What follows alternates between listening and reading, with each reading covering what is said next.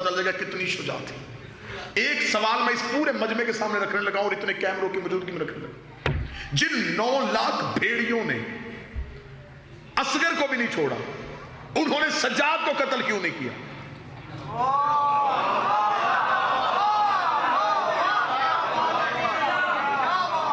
کیا وہ ضرورت حجت کو نہیں سمجھ رہے تھے؟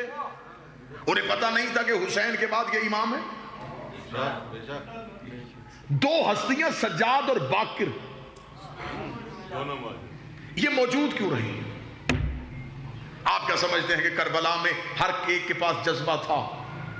تو کیا یہ 9 لاکھ بھیڑیے جو اصغر تک پہنچ گئے, یہ سجاد تک کیوں نہیں پہنچے؟ سجاد بھی اللہ کی حجت, باقر بھی اللہ کی حجت. اللہ نے کربلا میں دونوں حجت زینب کی امانت میں رکھوا دی.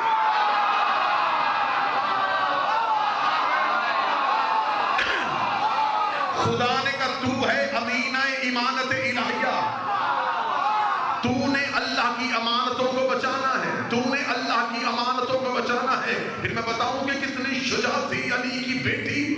جب مدینے میں مولا امیر المومنین کے ہاتھوں اور گلے میں رسی باندھی گئی تھی تو شہزادی زہرا نے کہا تھا علی کی رسیاں کھولو ورنہ میں بددعا کرنے لگی ہوں. بددعا کا لفظ آیا تھا اور مدینے مسجد نبوی کی دیواریں اٹھنی شروع ہو گئی تھی اور انہوں نے علی کے ہاتھوں سے رسیاں کھول دی تھی. زینب نے شام غریبہ کہا اگر کوئی آنکھ بھی سجاد کی طرف اٹھی میں بددعا نہیں کروں گی, میں قیامت برپا کر دوں گی.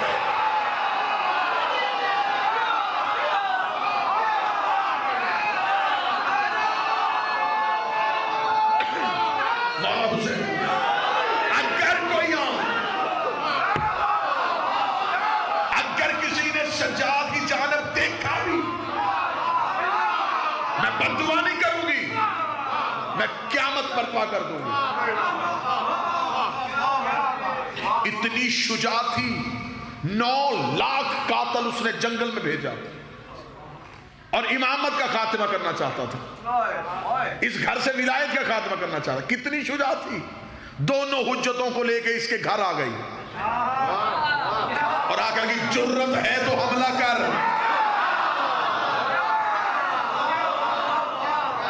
سر پہ قرآن رکھ کے بتاؤ جس نے شام میں بیٹھ کے مدینے حسین سے بیعت مانگ لی تھی,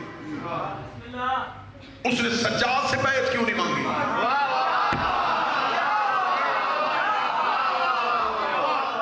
نبی کا شہر میں قتل ہوا چھپ گیا,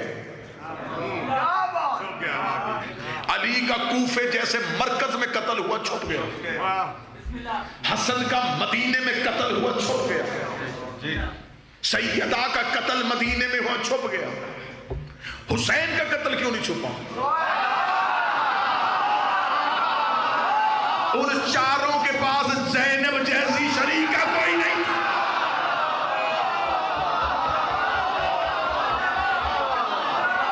کیا کیا ذمہ داری تھی؟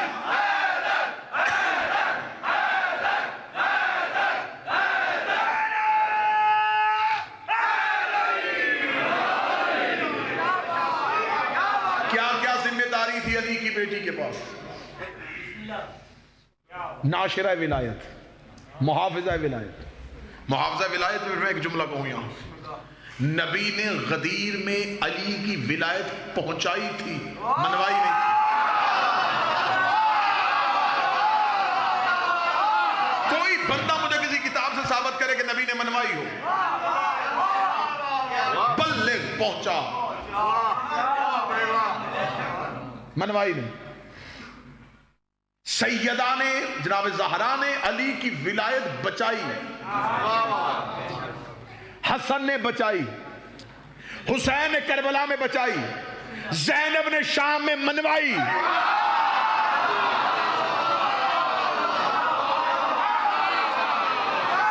علی کی بیٹی نے صرف پہنچائی نہیں, منوائی بھی ہے. اور حجت کے پاس یہ اختیار ہوتا ہے کہ حجت اپنا اختیار منتقل کر سکتا ہے. آپ نے اکثر واقعات سنے ہیں کیونکہ ان واقعات میں کوئی بھی رکنے کے لیے تیار نہیں اور کوئی معرفت کا سجدہ کرنے کے لیے تیار. مولا حسین نے جناب سغرا سلام اللہ علیہ کو مدینے کیوں چھوڑا تھا؟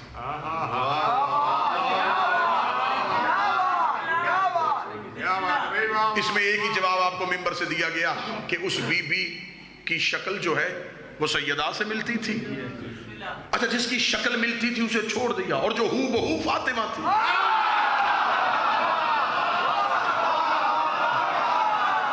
اسے لے آئے. نہیں, اس کا مطلب ہے کہ یہ دلیل وزنی نہیں ہے. کیا بات ہے, کیا بات. کوئی اور دلیل لے کے آؤ. جب کوئی دلیل نہ ملے تو آؤ پھر عرب کی کتابوں سے رجوع کریں. کیا کہنے, واہ واہ.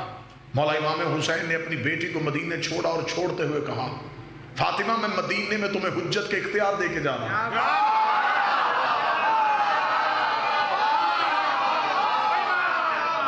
مدینہ مرکز ہے.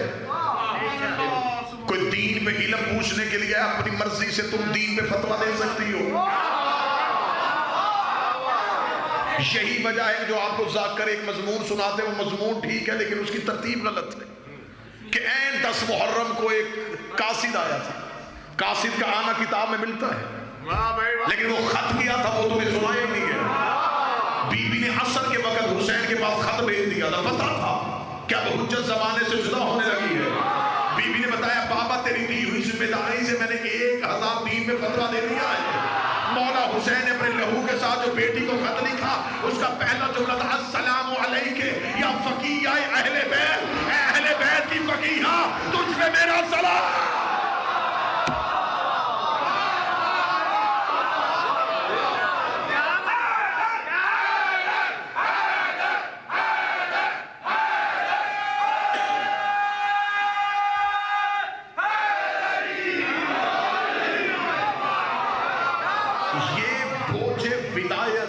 اٹھانے کے لیے اللہ نے عالیہ کا انتخاب کیا. یہ کتنا وزن ہوتا ہے یہ بھی میں قرآن سے بتا دیتا ہوں کہ امامت کا وزن کتنا ہوتا ہے. خدا کہتا علم نشرح لک صدرک, میرا حبیب ہم نے تیرے سینے کو کھول نہیں دیا. ووضعنا وزرک, اور جو تیری پشت پہ بوجھ تھا ہم نے اٹھا نہیں لیا. جس بوجھ نے تیری کمر کو جھکایا ہوا تھا وہ وزن ہم نے اٹھا نہیں لیا. ہم نے علی کی ولایت تمہیں کہہ نہیں دیا کہ پہنچا. یہی بوجھ تھا جو پشت پہ لاد کے پھر رہا تھا.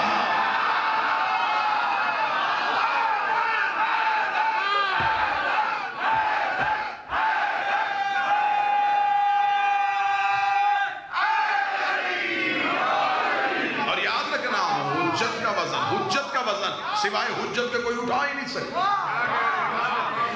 کیا تم نے فتح مکہ پہ نبی کے کاندھوں پہ علی کو نہیں دیکھا؟ تو یہ تو ہو سکتا ہے کسی زندہ کو قتل کرنے کے لیے علی کو بھیجا جائے, بتوں کو توڑنے کے لیے تو کوئی عام ہاتھ بھی ثابت ہو سکتا تھا. بتوں کو توڑنے کے لیے بھی علی کا انتخاب. یہاں پر اکثر ایک غلط جملہ پڑھا جاتا ہے کہ فرمایا کہ وہ توڑے جس نے کبھی سجدہ نہ کیا ہو. نہیں, اس کے لیے علی کو نہیں اٹھایا کہ اس نے کبھی معاذ اللہ بدھ کو سجدہ نہیں کیا تو یہ, اور نہ نبی نے اپنی مرضی سے کاندھوں کو جھکایا.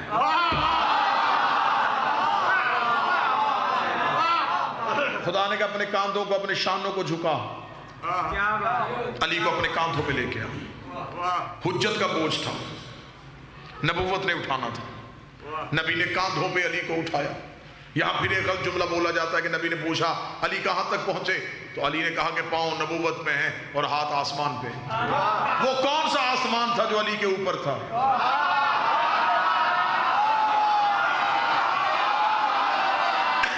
مجھے تو بتاؤ نا, مجھے اس آسمان کا نام تو بتاؤ. وہ کون سا آسمان تھا جو علی کے اوپر تھا؟ علی تو عرش پہ پاؤں رکھ کے محمد کے کاندھے پہ گیا تھا. علی نے یہ نہیں کہا تھا کہ پاؤں نبوت پہ ہے اور ہاتھ آسمان پہ ہے. اگر جملے کا حق پورا کرو تو میں جملہ دوں. علی نے فرمایا پاؤں نبوت پہ ہے, ہاتھ توحید پہ ہے. نا ابھی معیار وہاں پہ آئے تو میں جملہ روک دوں. ابھی تو جملہ میں نے روک دیا تھا کہ تمہارے ذہن سے خیز ہو تو میں دوں. فرمایا پاؤں نبوت پہ ہے, ہاتھ توحید پہ ہے. ادھر اللہ سے ملا تھا, ادھر بندوں سے ملا تھا. ادھر جبریل نے اپنے پر محمد کے قدموں پہ رکھے. اس نے خدا کے رب صحابہ کو کہے وَاعْتَصِمُوا بِحَبْلِ اللَّهِ, اللہ کی رسی کو مضبوطی سے پکڑو.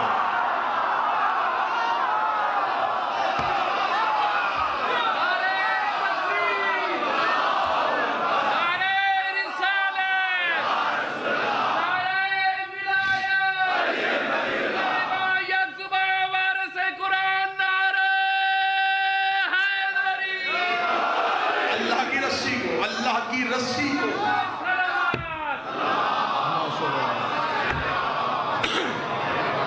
اللہ کی رسی کو مضبوطی سے تاکہ تم گروہوں میں نہ بٹ جاؤ.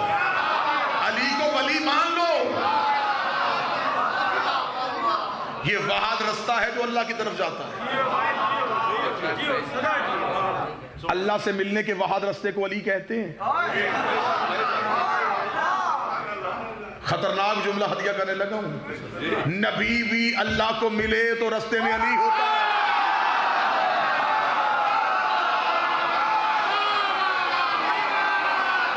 جب نبی اللہ تک بغیر علی کے نہیں جاتا تو تو اللہ تک بغیر علی کے کیسے؟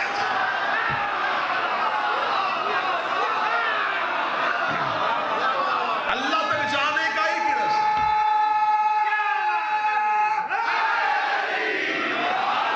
اللہ تک جانے کا ایک ہی رستہ. صاحبان عزت اسے علی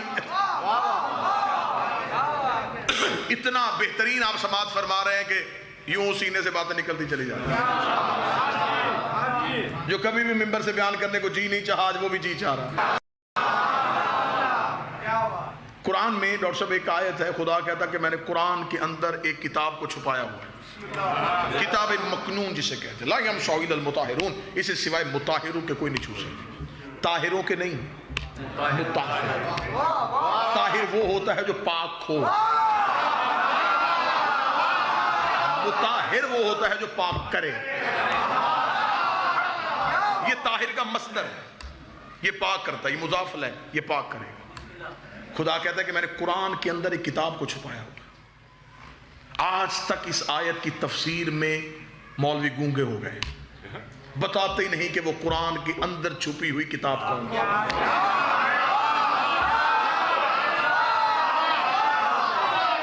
ایسے کریں کہ اگر اتنے صاحب عرفان بیٹھے ہیں تو پھر کسی مولوی سے نہیں پوچھتے.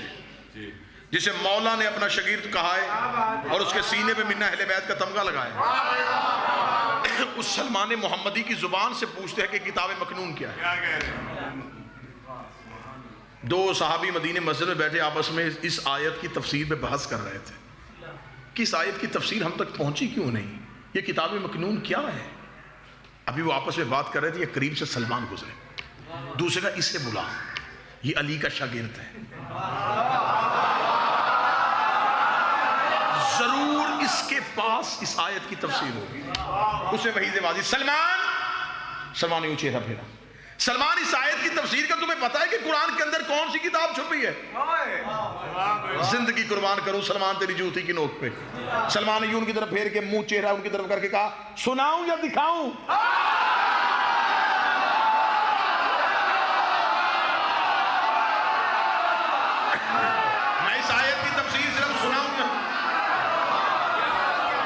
ذہن میں فوراً خیال آیا کہ اگر سلمان کہتا دکھائے تو ابھی یہ قرآن کھولے گا اور قرآن کی کسی آیت پہ انگلی رکھ کے کہے گا یہ ہے وہ آیت جسے اللہ نے کتاب مکنون کہا ہے, یہ ہے وہ سورت جسے اللہ نے کتاب مکنون کہا ہے. سلمان نے قرآن نہیں کھولا, سلمان مسجد سے باہر نکلا اور کہا سلمان ہم نے تجھے کہا تھا کتاب مکنون دکھا تو کہاں جا رہا ہے؟ سلمان کا میرے پیچھے چلتے ہو, صحابی پیچھے پیچھے چلتے آئے. سلمان اپنی چھوٹی ہوئی نظروں سے صراط مستقیم کا تعین کرتا کرتا دہلیز سیدہ پہ اپنا چہرہ رکھا. چہرہ کہا یہ ہے وہ قرآن جس کے اندر وہ کتاب رہتی ہے, یہ ہے وہ قرآن جس کے اندر وہ کتاب رہتی ہے. اتنا کہنا تھا, ایک صحابی نے سلمان کا ہاتھ پکڑا, ہاتھ پکڑنے کا بوڑھا ہو گیا ہے علی کے عشق میں, تو نے تحلیل و قرآن کہہ دیا. سلمان کا تو بتا قرآن میں کیا ہوتا ہے؟ انہوں نے کہا آیتیں ہوتی ہیں. سلمان ادھر بیٹھ, ابھی دروازہ کھلے گا, میں تمہیں آیتیں چلتی ہوئی دکھا.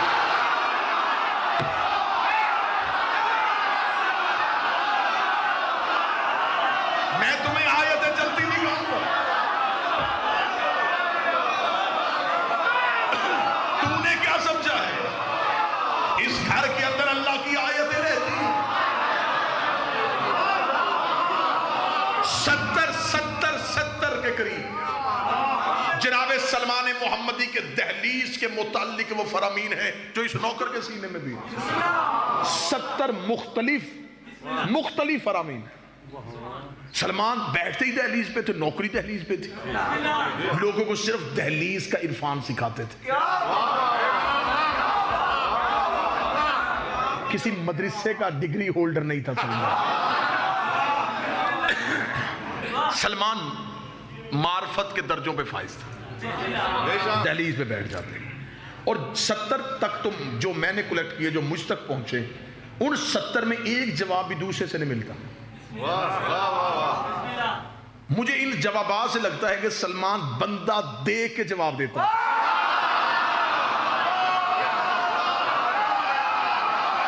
جیسا سائل ہوتا تھا سلمان ویسا جواب دے دیتا. بہت سے سلمان کے جواب میں نے دہلیز کے متعلق ممبر کی دنیا سے پڑھے. کبھی سدرۃ المنتہا کہا، کبھی کعبہ قوسین کہا.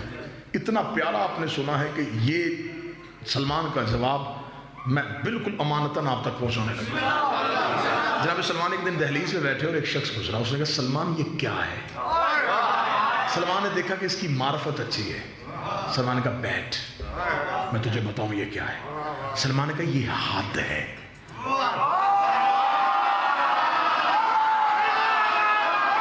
مجھے نہیں پتا، واللہ خدا مجھے نہیں پتا کہ یہ اگلا جملہ میں جب کہوں گا تو تمہارے روحیں تمہارے جسموں میں رہے گی یا نجف میں علی کی دہلیز پہ جا کے گر جائے گی. سلمان نے کہا یہ حد ہے. اس نے کس چیز کی حد ہے؟ سلمان نے کہا ادھر مخلوق رہتی ہے.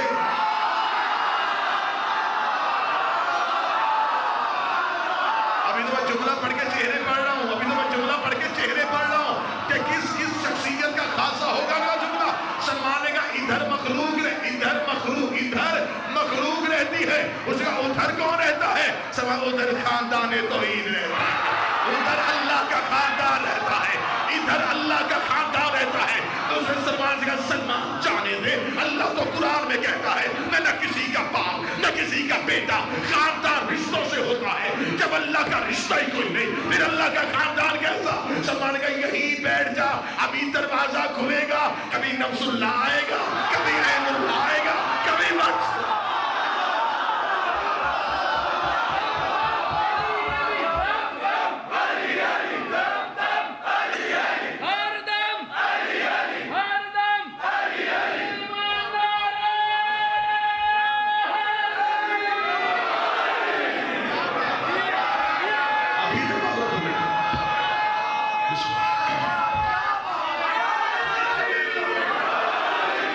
دروازہ کھلے گا، کبھی نفس اللہ آئے گا، کبھی عین اللہ آئے گا، کبھی وجہ اللہ آئے گا. جس سے اجازت مانگ کے آتے ہیں وہ حجاب اللہ آئے گا.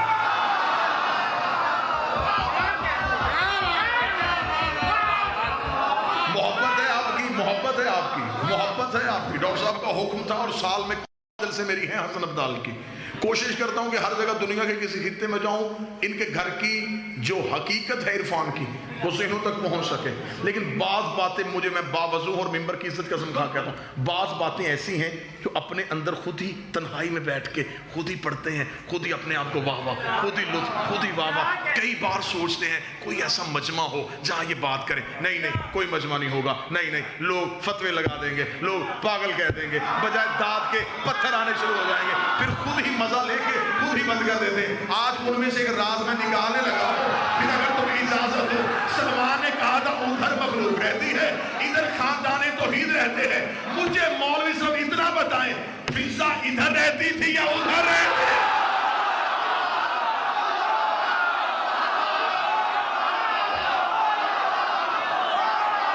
ادھر رہتی تھی یا ادھر رہتی؟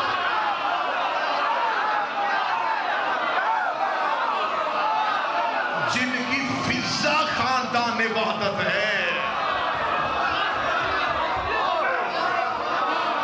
جن کی فضا توحید کا خاندان ہے.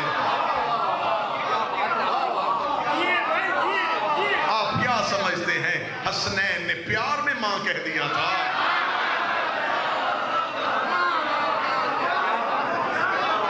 کچھ راز تو فضا کے پاس بھی تھے.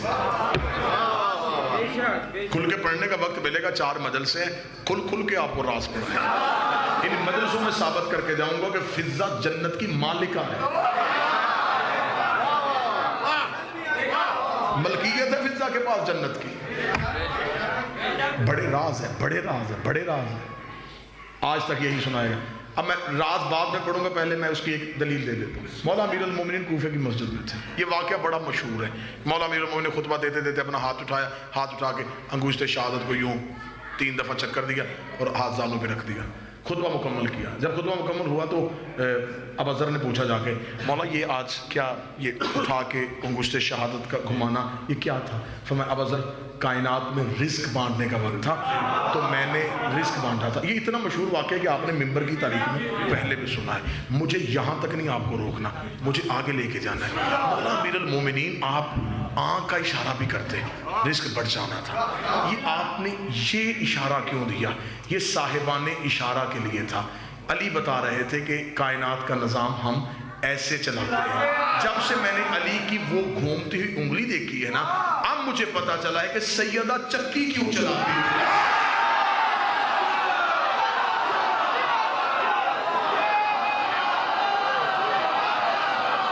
اور میری عقل اس وقت زخمی ہو گئی جب میں نے کتاب سے ایک روایت پڑھائی کہ ایک دن بی بی نے چکی چلاتے چلاتے کہا فضا میں نماز پڑھنے جا رہی ہوں, تھوڑی دیر چکی چلا.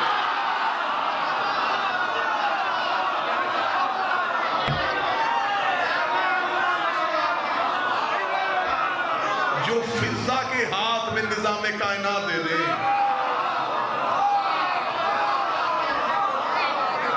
اس گھر کی عالیہ کی فضیلت میں کیا ہے.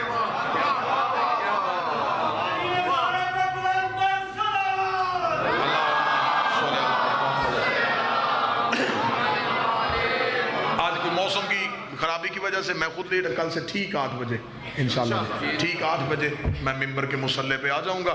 کوشش کیجئے گا کہ بر وقت پہنچے تاکہ ایک مکمل مجلس جو ہے وہ آپ کی سماعتوں کو ہدیہ کی جا سکے. ابھی کیونکہ اسلام آباد جی 62 اور پنڈی جا کے ایک حاضری دینی ہے, لہٰذا آج یہیں تک اپنی گفتگو کو آج کی حد تک روکتے ہیں. اور انشاءاللہ آنے والے 4 دنوں میں کوشش کروں گا کہ وہ راز آپ کے سامنے پڑھے جائیں جو ابھی تک چھپائے گئے ہیں, اس گھر کی حقیقت زمانے کو بتائی جا سکے. علی کی بیٹی جب بازار میں گئی تھی تو شام کے بازار میں جانے میں کیا راز تھا.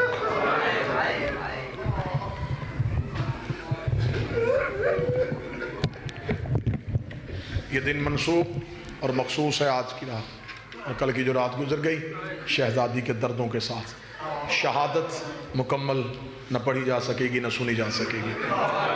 میں خود بھی غیر سید ہوں, میں اجتناب کیا کرتا ہوں کہ سیدزادیوں کی شہادتیں مجھ سے نہ پڑھی جائیں. کچھ سید ہو تو وہ بتائے کتنی زخمی تھی یہ قرآن کی آیت. ابتدا کرتے ہیں سرکار, یکم شبان ہے, علی کے گھر میں عالیہ کا نزول ہو چکا. علی کے گھر میں شہزادی آ گئی. سیدہ مصلی پہ تھی جب گود میں بیٹی آئی. سیدہ نے بیٹی کو ہاتھوں میں لیا, شہزادی نے سیدہ کا چہرہ دیکھا تو عالیہ نے آنکھیں نہیں کھولی. علی مسجد میں تھے. روایت کہتی ہے کہ علی مسجد سے اتنی تیزی سے دوڑے کہ ام ایمن اور فضا کہتی ہیں کہ اس دن ہمیں علی کے چلنے کا انداز ڈرا رہا تھا.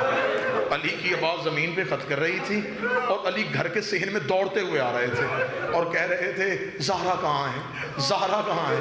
فرمایا مالک سیدہ حجرے میں ہے.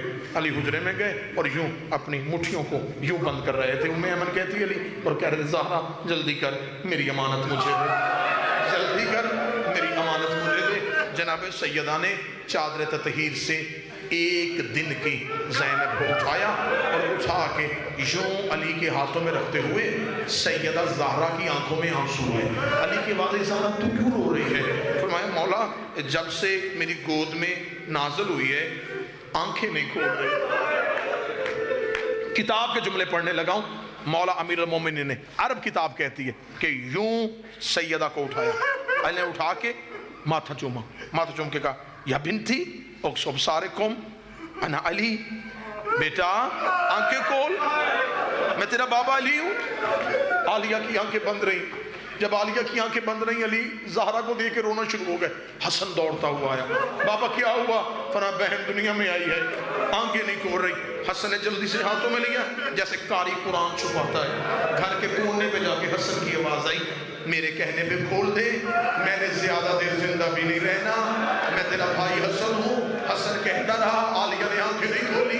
زہرا مصلی پہ رو رہی تھی, علی رو رہے تھے, حسن رو رہے تھے. یا کربلا کا غریب آ گیا, رو کے کہنے لگا آج امیروں کے گھر سے رونے کی آوازیں کیوں آ رہی ہیں؟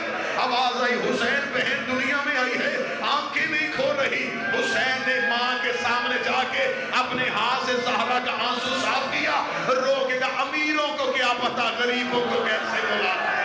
ये कह के हुसैन ने ज़ैनब को अपने हाथों में लिया, हाथों में लेके हुसैन घर के कोने पे गए, ज़ैनब की कलाइयां चूमी, चूमने के बाद आंखें खोल मुझे हुसैन कहते हैं। इतना कहना था, ज़ैनब की आंखें खुली, ज़ैनब ने हुसैन का चेहरा देखा, हुसैन ने बहन को सीने से लगाया, बीबी की आवाज आई, हुसैन आज तेरे कहने पे मैंने आंखें खोली है, मैं तुझसे कर्जा वापस लूंगी। हुसैन सारी जिंदगी कर्जा उठा के फिरते रहे, अल्लाह जाने ज़ैनब का वापस मांग ले। इधर शाम के बाजार में अली की बेटी का पहला कदम आया, उधर पत्थरों की बारिश हुई, इधर हुसैन ने नेज़े पे आंखें बंद की, ज़ैनब की आवाज आई, आंखें खोल मुझे ज़ैनब कह।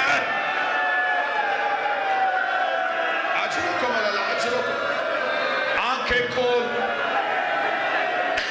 मुझे ज़ैनब कहते, कल तेरे कहने पे मैंने खोली थी, आज मेरे कहने पे तू खोल।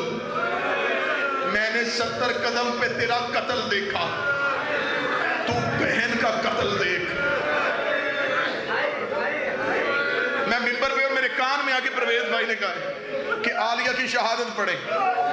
मैं मिन्नत करके पूछा मुझे बताएं, मैं पढ़ देता हूं, लेकिन मुझे बताओ तो सही कि मैं अली की बेटी का कौन सा कत्ल पढ़ूं।